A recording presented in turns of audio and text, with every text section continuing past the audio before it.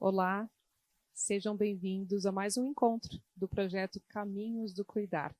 E hoje, eu e uma querida, que vai se apresentar logo logo, vai falar com vocês sobre procrastinação.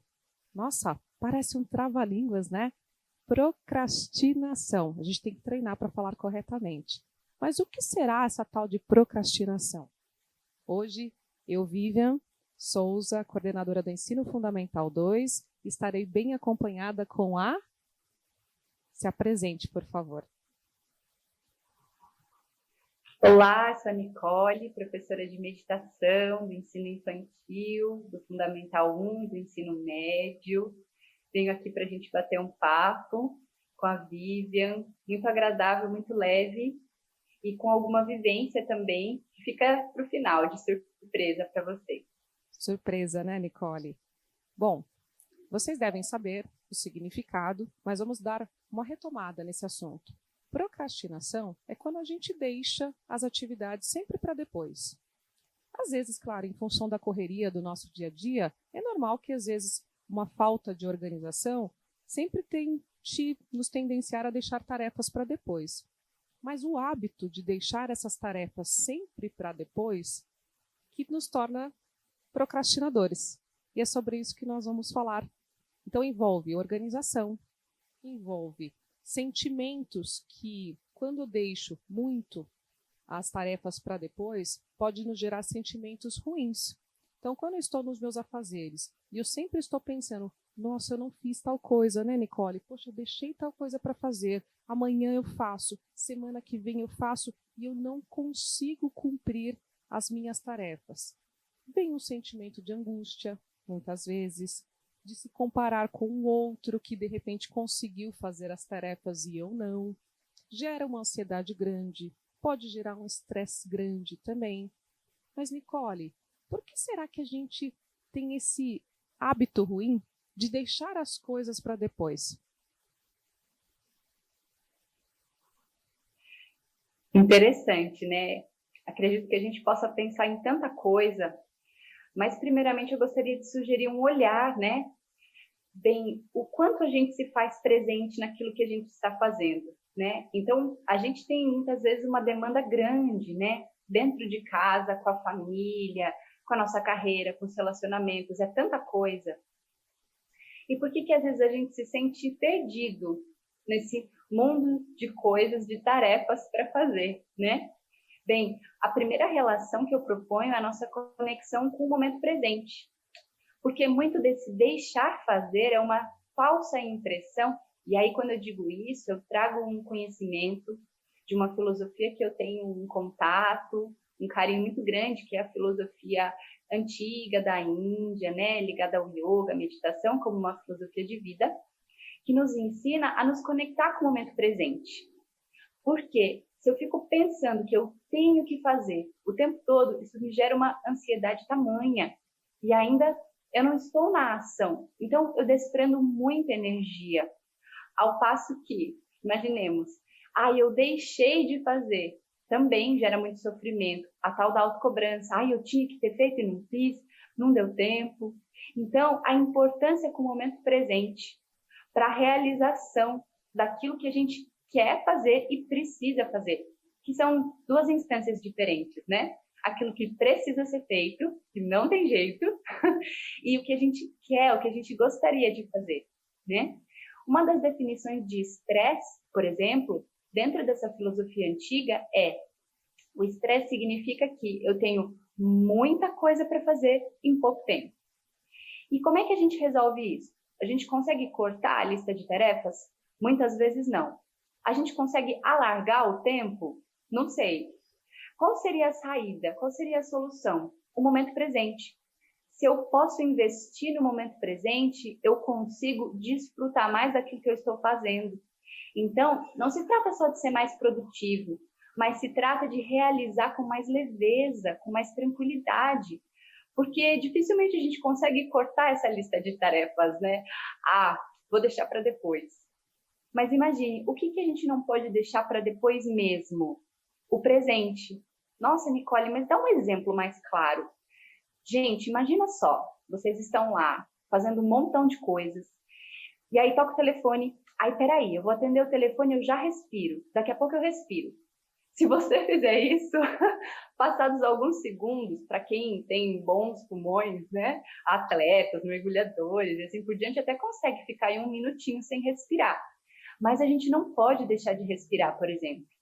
Então, a nossa respiração, que é o que a gente vai falar um pouquinho ao longo aqui da nossa conversa, é o que garante uma conexão com o momento presente. É urgente a vida, é urgente o momento presente. Então, acho que a gente pode caminhar por aí, né, Vivian? O que você acha dessas ideias iniciais? Olha que legal, você me deu um gancho para falar sobre a questão dos prazos. Quando você coloca que nós precisamos fazer, nós não temos por onde fugir, né? Nós temos uma lista de afazeres diários para fazer e a organização é necessária. Quando nós conversamos e combinamos falar sobre esse tema, é importante falar para o pessoal que está em casa que esses temas também nós vivenciamos. E é importante nós estudarmos, todos nós, sobretudo no momento que nós vivenciamos, onde a sobrecarga de tarefas e afazeres estão cada vez mais latentes, estão cada vez mais ruins no sentido porque como é que eu vou me organizar, como é que eu vou fazer para não sentir essa angústia que eu estou sentindo de parecer não dar conta de tudo que está surgindo. Então, nas pesquisas, né, que nós fizemos juntas ou separadas, que ou seja, essa troca é importante para isso, é importante comentar com as famílias que estão, os pais, mães, tios, tias, para quem está assistindo Projetos do Cuidar, que é importante, quando nós falamos, é porque primeiro vem aqui também, é do nosso coração, são vivências que a gente passa também. Então, é importante falar que somos seres humanos e essa não é um discurso, aqui é uma troca. Notem que eu e a Nicole, nós estamos justamente trocando coisas que provavelmente, né, e os meninos, eu estou falando dos meninos do marketing que aqui nos assistem, também nós estávamos conversando aqui nos bastidores e esse momento é de muita troca nesse sentido. Todo mundo passa por isso. Todo mundo, em algum momento, mais ou menos, procrastinou. Então, esse sentimento de pensar, poxa, o que eu posso fazer para melhorar, né, essa angústia que me dá de estar sempre percorrendo algo futuro, né, Nicole? Porque a gente, às vezes, não está nesse presente, vencendo as coisas do presente, nos gera muita angústia. E aí, quando você falou dos prazos, eu fiquei pensando, teve um autor, eu vou pegar, eu não sei a pronúncia correta, porque ele é um físico israelita, Eliha Grundar, eu vou falar dessa forma, né, peço até desculpas, mas a pronúncia, né, do nome, mas ele é um físico que se especializou em organização, em fazer palestras para organizações. E ele fala muito da questão do tempo. E ele criou um termo usado, né, síndrome do estudante. Porque o estudante, de uma forma geral, todos nós já fomos estudantes e tem alguns estudantes que podem estar nos assistindo. Nós sabemos o que devemos fazer, nós sabemos o prazo que nós temos que entregar, mas nós temos o hábito de ir postergando. E aí, às vezes, a gente pede para o professor, ou para o chefe, ou para alguém da família, viu? Você pode me dar um prazo maior para isso? Ok, você teve um prazo maior, mas com certeza, e quase em boa parte dos casos, eu vou chegar no prazo já estendido e eu também não vou conseguir fazer, porque eu tive outros afazeres no meio do caminho e aquela bola de neve sem tamanho vai crescendo. Então, achei muito interessante a ótica dele com relação aos prazos também, que talvez a gente fique assim no nosso pensamento, se eu tivesse mais prazo, será que eu conseguiria? Muitas vezes sim, claro. Mas será que esse é o problema, Nicole? Será que os prazos são os problemas? Será que a gente não entra na questão da disciplina e da organização? Nossa, muito importante, Vivian, o que você trouxe, porque assim, a gente fala com conhecimento de causa, né? A gente vivencia essas dificuldades, a gente conversa com vocês sentindo isso na pele, né? Por exemplo, eu sou mamãe, eu trabalho, eu também sou estudante, né? Faço mestrado. Então, imagina só, quantas coisas, quantas tarefas, cada um dentro do seu universo, né? E os prazos, né? Quanta cobrança, quanta ansiedade. E como é que funcionaria, então, a gente, né, poderia pensar nisso, a disciplina em relação aos prazos? Primeiro, eu gostaria de sugerir um olhar que muitas vezes a gente prioriza só os resultados, né? Então, quando eu concluir aquela tarefa, quando eu entregar aquilo no trabalho, quando eu terminar de limpar a casa, sempre os resultados. Sempre pensando Mas além. Sempre pensando no futuro, né? Quando estiver pronto, quando eu finalmente realizar. Mas e o processo e o caminho para isso, né? Porque tem uma coisa importante quando a gente olha para a natureza, por exemplo. Uma planta, ela tem o tempinho dela de florescer. Não adianta a gente querer ir lá e brigar com essa planta, dizer, planta, vá logo, eu quero que você cresça já. Não adianta. Então, tem muitos movimentos que não cabem a nós. Então, além da disciplina, o desapego, né? Saber a hora de relaxar, saber a hora de soltar, de deixar fluir um pouquinho. E como é que a gente constrói essas duas coisas juntas? A disciplina, que, bem, entra a autorresponsabilidade, né? O que é meu, e somente eu sou responsável por isso. E, ao mesmo tempo, eu também posso relaxar. Eu não preciso estar 100% disponível o tempo todo para produzir algo e cumprir prazos e responder a demandas. Eu também posso descansar, eu preciso fazer isso. Então, disciplina e autorrespeito. Como é que a gente pode combinar essas duas coisas? Será que seriam chaves para a gente sair desse estado procrastinado, né, de procrastinação? O que você acha, Vivian? Que interessante. E eu volto a repetir para aqueles que nos assistem, porque eu duvido que vocês que estão aí em casa hoje nos assistindo não passem por isso. Em qualquer esfera, seja do trabalho, familiar, com os filhos, né, independente da idade, sejam eles pequenos, sejam eles adolescentes, todos nós passamos por isso. E eu acredito que quem cuida, porque esse projeto é destinado a você que cuida, não deva pensar em si, claro, porque nós temos que pensar no nosso autocuidado e nessas angústias que nos geram com relação à procrastinação, mas também uma observação quanto aos filhos, né, Nicole? Porque nós percebemos desde muito cedo hábitos que podem se tornar procrastinadores. Então, quando a Nicole fala da disciplina, da organização, é um hábito, né? E a disciplina ela é necessária desde muito cedo para que justamente esse adolescente que se tornará adulto, enfim, que ele não sofra com isso.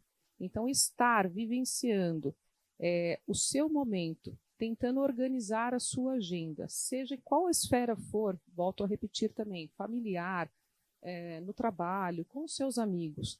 Nós temos regras sociais, né? Desde o encontro. Nós vamos marcar um encontro no sábado, vamos fazer um aniversário, tal dia, tal horário.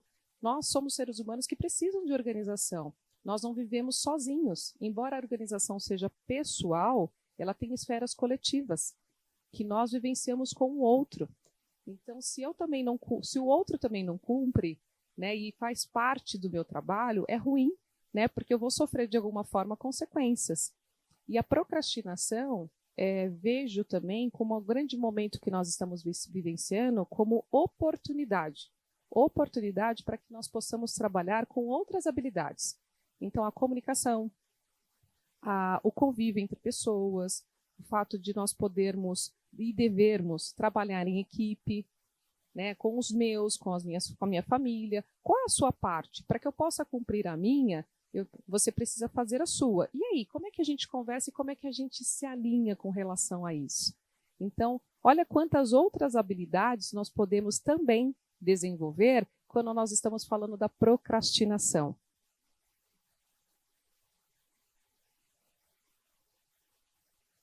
É verdade, né? Essa sensação de que a organização ela é somente pessoal. Na verdade, acredito que essa escuta, essa sensibilidade, né? Pessoal e coletiva, dentro de casa, por exemplo, né?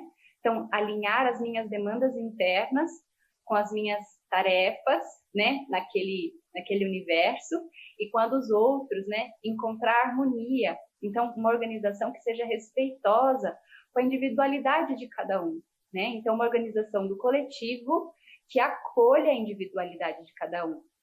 Daquela mãe, daquele pai, daquele filho, daquela filha, enfim, assim por diante, né? Nicole, você comentou comigo, desculpe, você comentou comigo uma vez que você tem, por exemplo, o seu hábito, claro, o momento que você tem Você estende seu tapetinho de meditação e naquele momento seu filho, que ainda é pequeno, já está criando o hábito que aquele momento é seu, faz parte do seu processo de organização. Porque se você por alguma... E vão acontecer, vão surgir imprevistos.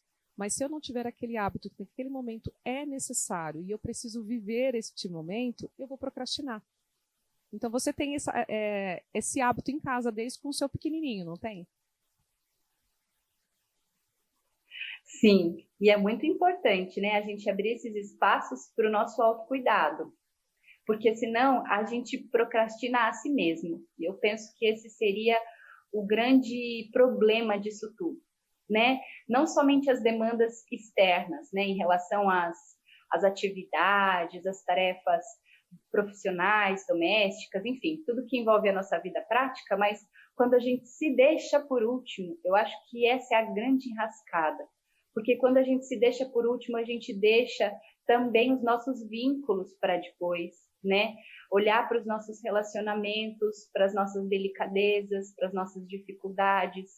Então, organizar-se para que a gente garanta no nosso dia um espaço pessoal, né? Por isso a organização é tão importante, para que o outro também tenha um espaço pessoal, para fazer algo que você goste, para você se nutrir, porque aí quando você vai para as demandas, né, para as coisas mais burocráticas da vida, você tem energia, você não se sente sugado, não se sente uma pessoa que só cumpre tarefas e trabalha. Você vive, não sobrevive, né? Então, seja estender seu tapetinho de yoga, seja cuidar das plantas, fazer uma atividade física, bordar, ler, o que você quiser, o que você gostar, isso é extremamente importante. Então, não procrastinar a si mesmo é o primeiro passo para uma conduta autorrespeitosa, para daí a gente poder também levar esse olhar para o outro, é mais fácil de respeitar o tempo e o espaço do outro, garantindo uma organização harmoniosa, né? Que respeita individualidades, mas atende ao coletivo, porque os compromissos, eles não param, o relógio continua correndo, né? Desde os pequenos hábitos do dia a dia. Quando nós iniciamos lá em março, né, esse momento conturbado que nós estamos vivenciando, e todos nós tivemos que ressignificar, né, os nossos afazeres, os nossos hábitos. Eu confesso que no início, aí é um depoimento pessoal, eu não estava tendo o hábito em home office, inclusive de almoçar.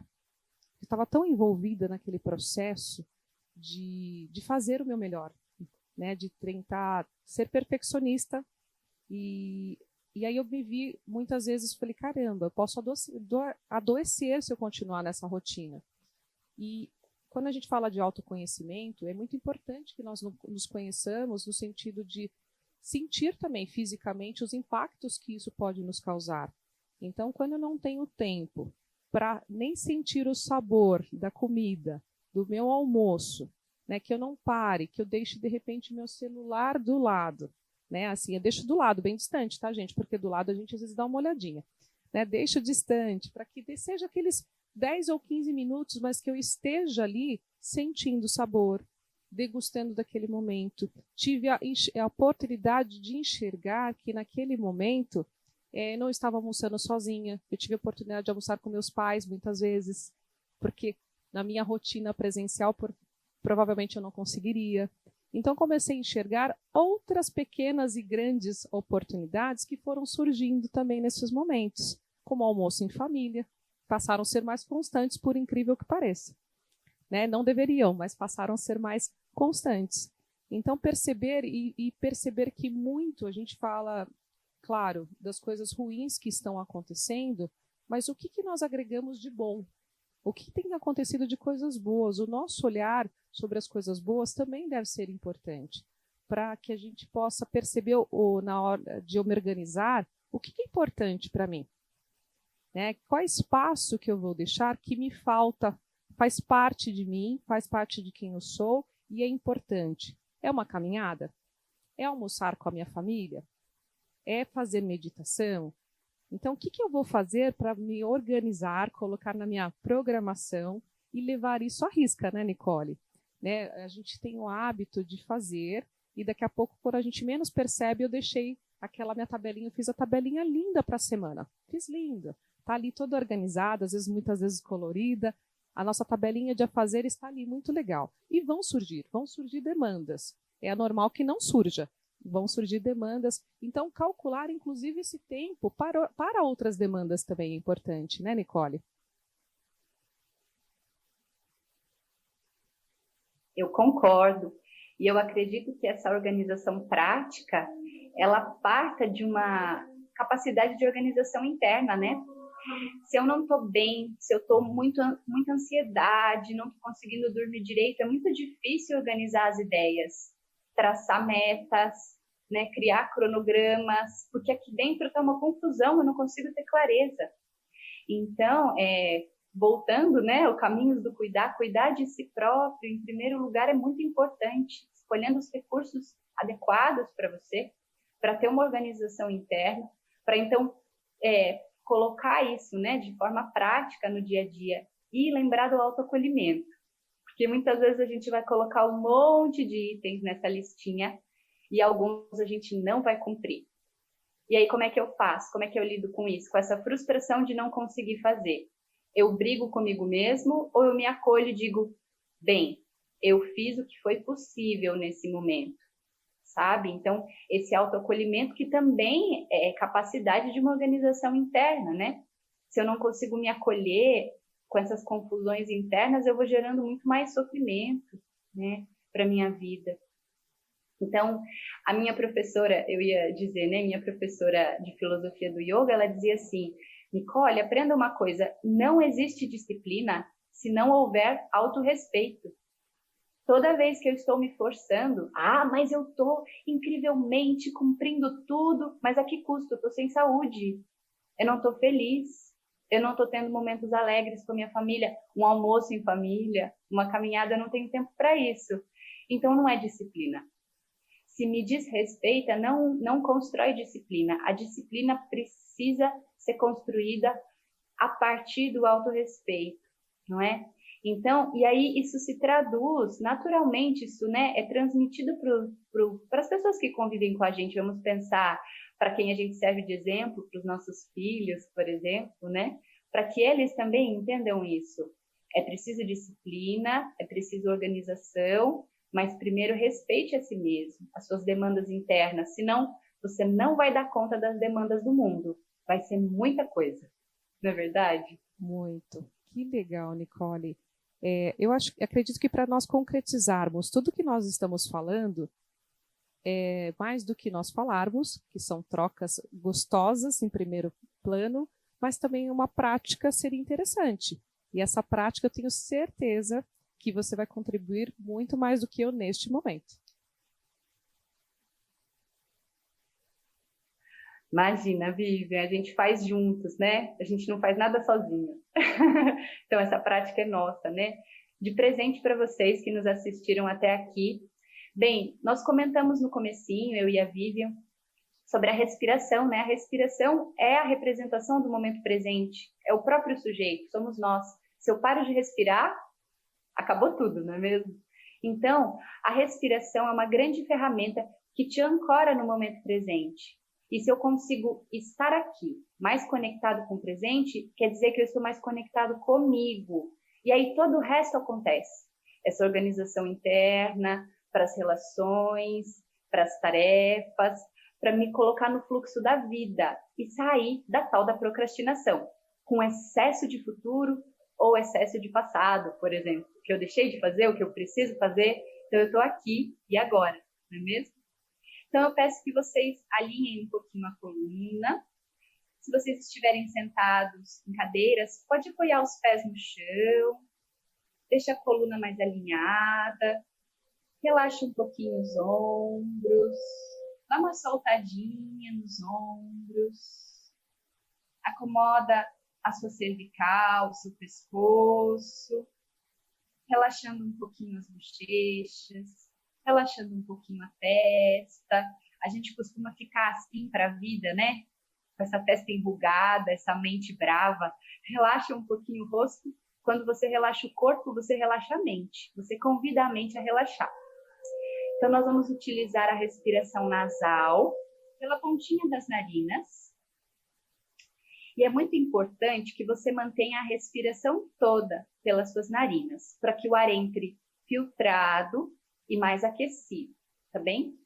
Bem, essa é uma respiração simples que você pode ter como um recurso para vários momentos do seu dia. Quando tiver mais difícil, quando falta fôlego, quando tiver difícil para relaxar, para dormir, por exemplo, para se concentrar. Podemos então apoiar as mãos lá na região do abdômen. Apoie as mãos acima do seu umbigo. E nós vamos encher o abdômen de ar, movimentando o nosso diafragma. Então, o ar entra pelas narinas e você empurra a barriga para fora, empurrando suas mãos para fora, sentindo esse músculo do abdômen bem dilatado, o abdômen cheio, com volume de ar. Soltando o ar, você apenas relaxa esse centro, o ventre, relaxe as costas, os ombros. Vamos experimentar 5 respirações e a partir daí você pode fazer quantas quiser, por 1 minutinho, por 5 minutinhos, tá bem?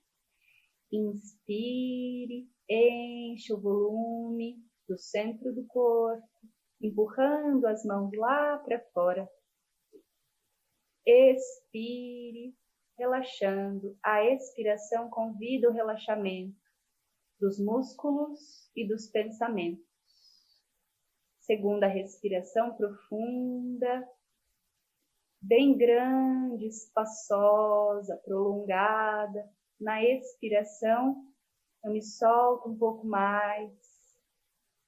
Terceira respiração, bem profunda, criando espaço para pensar, para sentir, para perceber o mundo, para perceber a si mesmo. Relaxando um pouco mais. Mais uma vez. Expira. E a última respiração, bem profunda. Desacelerando, conectando com o momento presente, com seu próprio coração. Abrindo os olhos devagarinho. Então fica esse convite, esse exercício simples que todo mundo pode fazer, não tem contraindicação. Basta respirar que a gente pode fazer essa prática muito amorosa, de autocuidado, que nos coloca no presente e nos ajuda na disciplina, na organização, na vida e contra a tal da procrastinação. Nicole, que gostoso. Eu fiz aqui, confesso que senti até um creque-creque na coluna, viu? Que gostoso, que nós possamos, que seja um hábito, né, esses momentos de relaxamento, de meditação, para que a gente possa se sentir, se perceber.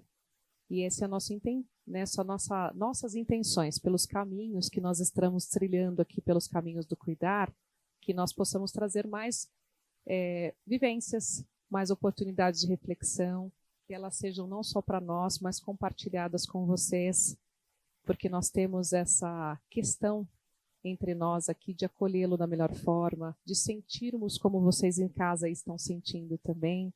Então, com muito carinho, com muita felicidade, com muita tranquilidade, nós nos despedimos, né, Nicole? Deixando já um gostinho de quero mais para outras que irão surgir. Muito obrigada a todos, muito obrigada, Nicole. Nós estamos à distância, hoje vocês perceberam que nós fizemos não no mesmo ambiente, mas estamos conectadas, né, Nicole? Exatamente, muito obrigada, Vivian, pela sua companhia, incrível pelas suas palavras que chegam no nosso coração, que todos tenham recebido, né, todo esse amor e que possamos seguir compartilhando juntos, porque assim a gente se ajuda e o mundo vai ficando mais leve, mais consciente para todos, né? Com certeza. Então nos aguardem, porque logo, logo tem mais caminhos do cuidar.